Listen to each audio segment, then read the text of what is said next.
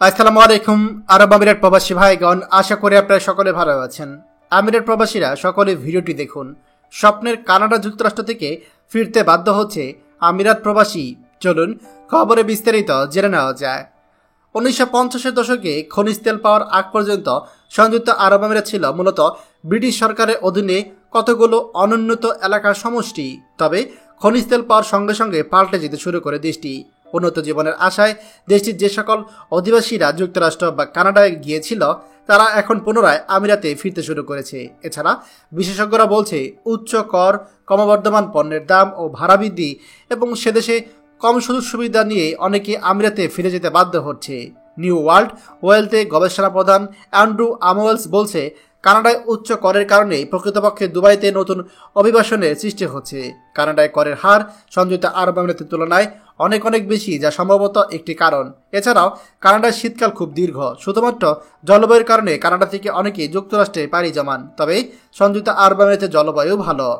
Canada এবং যুক্তরাষ্ট্রের অভিবাসীদের আমিরাতমুখী হওয়ায় ব্যবসার জন্য ভালো দিক হিসেবে বিবেচনা করছে ডেভেলপার্স প্রতিষ্ঠানের মালিকরা। এই বিষয়ে সামান্য ডেভেলপার্সের সিইও ইমরান ফারুক বলেন, কানাডা এবং যুক্তরাষ্ট্র থেকে ক্রেতারা সংখ্যা বৃদ্ধি পাচ্ছে, এমনটা আগে কখনো হয়নি। কানাডা থেকে যে ধরনের বিপরীত মাইগ্রেশন চলছে তা শীর্ষস্থানীয় অভিবাসন দেশগুলোর মধ্যে ছিল। এই বিপরীত অভিবাসন শুরু হয়েছে বিশ্বের অর্থনৈতিক মন্দা এবং আইন শৃঙ্খলার কারণে। ইমরান ফারুক আরও বলেন, সামান্যার বিভিন্ন প্রকল্পে 5 থেকে 6% বিনিয়োগ করেছে কানাডার নাগরিকরা। দক্ষিণ এশিয়া, দক্ষিণ পূর্ব এশিয়া এবং আরব দেশগুলো থেকে অনেক সংযুক্ত আরব আমিরাত প্রবাসী গত এক দশকে সবুজ চরণভূমির সন্ধানে এবং শক্তিশালী পাসপোর্ট পাওয়ার আশায় কানাডা, যুক্তরাষ্ট্র এবং অন্যান্য পশ্চিমা দেশে তারা চলে যায়। কিন্তু জনসাধারণের নিরাপত্তা, জীবনযাত্রার মান এবং প্রিয়জনকে দেখার জন্য কম সময় ফ্লাইটকে তাদের সংযুক্ত আরব আমিরাতে ফিরে যেতে উৎসাহিত করছে।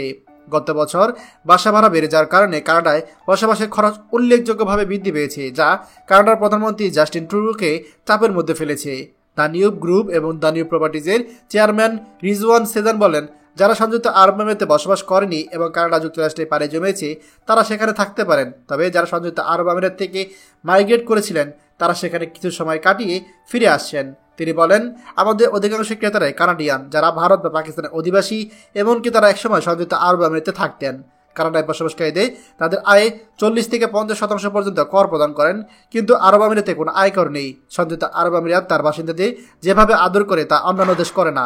সুতরাং পাসপোর্ট পাওয়ার পর লোকেরা সংযুক্ত আরব আমিরাতের দিকে বেশি আকৃষ্ট হন, কারণ পুরো বিশ্বে সংযুক্ত আরব আমিরাত একমাত্র দেশ যেখানে চা থেকে শুরু করে পেট্রোল পর্যন্ত যে কোনো কিছু অর্ডারে কয়েক মিনিটের মধ্যে বাড়ির দরজায় পাওয়া যায়।